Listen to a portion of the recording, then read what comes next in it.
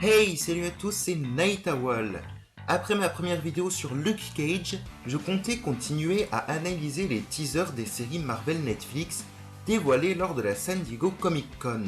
Mais le panel Warner Bros. DC Comics a révélé tellement de belles choses que j'ai décidé de m'y consacrer en priorité. Voici donc mon analyse de la première bande-annonce pour le film Wonder Woman qui sortira l'année prochaine.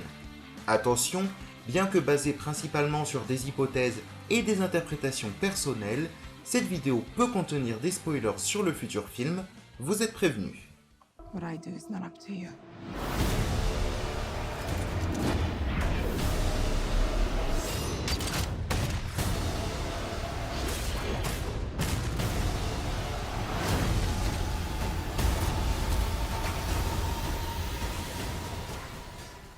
La première chose que l'on remarque en visionnant ce trailer, c'est qu'il promet un film beaucoup plus coloré et jouant visiblement plus sur l'humour que les autres déjà sortis du DC Extended Universe. Wonder Woman étant le premier film avec une femme en tant que personnage principal dans cette nouvelle vague d'adaptation de comics, il a une portée féministe qui apparaît bien dans cette bande-annonce, mais ne semble pas excessive. Le Steve Trevor de Chris Pine aura lui aussi l'occasion de briller, et la Wonder Woman de Gal Gadot reste cependant un personnage confiant et fort. Se déroulant durant la Première Guerre mondiale, Wonder Woman sera une origin story qui montrera comment Diana Prince est devenue l'héroïne guerrière que l'on a pu croiser dans Batman v Superman, l'Aube de la Justice, film qui a par ailleurs teasé son expérience de cette époque. Steve Trevor est un aviateur américain qui, suite au crash de son appareil, échoue sur l'île mystérieuse de Themyscira, habitée par un peuple mythique, les Amazones. Leur mission était de protéger l'humanité, mais estimant que les hommes n'en valaient pas la peine, elles l'ont peu à peu abandonné. Steve fait la connaissance de Diana, fille de la reine Hippolyta, et du dieu Zeus. Celle-ci, intriguée par l'humanité, décide de raccompagner le soldat chez lui et de découvrir ainsi le monde des hommes. À partir de là, on ne sait rien du synopsis précis du film, mais Wonder Woman représentant la justice et l'espoir, il est probable qu'elle tente de mettre un terme aux affrontements. On la voit en effet se battre dans les tranchées. La guerre de position est caractéristique de la Première Guerre mondiale. De nombreuses Amazones apparaissent dans la bande-annonce. On peut donc se demander quel sera leur rôle. Alors qu'il semble évident que la reine Hippolyta autorise sa fille à partir pour prouver que les hommes peuvent encore être bons, le général Antiope, il me semble que c'est elle, dit à Diana qu'il ne la mérite pas. C'est une archère qui apparaît au combat tout le long du trailer. On la voit notamment se battre contre des humains, curieusement à Themyscira. Elle est plus agressive que les autres Amazones que l'on peut voir, car pour elle, l'humanité est déjà perdue. Les décors de Themyscira sont intéressants, c'est vraiment un univers à part, comme l'Atlantis d'Aquaman, où vit un peuple vieux de plusieurs millénaires, totalement coupé des humains. Et puisque l'on parle d'humains, plusieurs personnages apparaissent également de leur côté.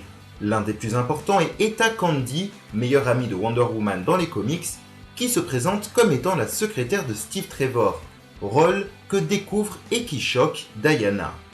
Etta Candy est en quelque sorte l'opposé de Wonder Woman, une femme qui se conforme aux règles de la société du début du XXe siècle, ce qui permettra en plus de parler d'émancipation de la femme. C'est donc un personnage important et très intéressant. Deux autres personnages intrigants apparaissent dans le trailer, dans une scène de bal. Un militaire allemand qu'apparemment Diana tente d'assassiner, ce doit donc être un homme très important, peut-être pas un humain, peut-être Ares. Il y a également une femme au visage en partie masqué. Mais puisque je n'ai pas grand chose à dire dessus, parlons du costume de Wonder Woman. C'est exactement le même que celui qu'elle porte dans Batman v Superman. Elle l'a donc gardé pendant un siècle. Cependant, le costume est beaucoup plus coloré dans ce film puisqu'il est à cette époque encore récent et encore peu utilisé. Les plans où Diana sort des tranchées pour s'avancer sur le champ de bataille permettent d'insister sur quelques détails. Tout d'abord, le bouclier, qui n'est pas celui de l'Aube de la Justice, réutilisé dans Justice League. Peut-être verra-t-on dans ce film comment Diana passe de ce premier bouclier à motif à celui portant des inscriptions. Si Wonder Woman utilise un bouclier, c'est parce que sa peau n'est pas aussi résistante que celle de Superman. Elle est donc plus vulnérable aux coups de feu. Il y a ensuite le lasso qui est utilisé surtout comme une arme. Pour rappel, dans les comics, ce lasso magique force quiconque s'y trouvant piégé de dire la vérité, une fonctionnalité qui n'a pas encore été exploitée à l'écran dans les films. Pour finir, il y a les bottes, si on peut appeler ça des bottes, qui montent très haut, servant de genouillère dans les nombreux mouvements au sol.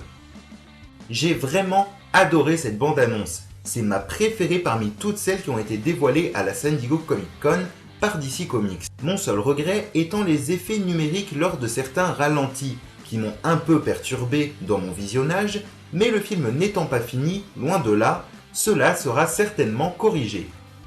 La relation Steve Trevor-Diana est très bien présentée dans le trailer. J'avais peur qu'elle soit cliché, ce qui aurait été vraiment décevant dans un film avec une super-héroïne, une icône féministe, mais si Wonder Woman découvre l'amour, sentiment capital dans les motivations de ce personnage, elle dit bien à Steve qu'il ne pourra pas influencer sur ses décisions. Cette histoire sentimentale aura sans doute une fin triste, puisque Wonder Woman étant immortelle, elle devra voir toutes ses nouvelles rencontres, ses nouveaux amis mourir avant elle. C'est un élément qui rapproche ce film de Captain America, le premier Avenger. A noter que Diana vit toujours dans le monde des hommes dans Batman v Superman, ce qui signifie qu'elle ne retournera pas à Themyscira à la fin de son film solo. En conclusion, j'ai vraiment hâte de voir le film de Patty Jenkins, c'était déjà le cas et c'est encore plus le cas après avoir vu cette bande-annonce. Avec Wonder Woman et Captain Marvel au cinéma, ainsi que Jessica Jones et Supergirl en série, on peut dire que les femmes, les super-héroïnes de comics, commencent à s'imposer. Voilà, j'ai fini cette vidéo, on se retrouve bientôt avec l'analyse du premier aperçu de Justice League.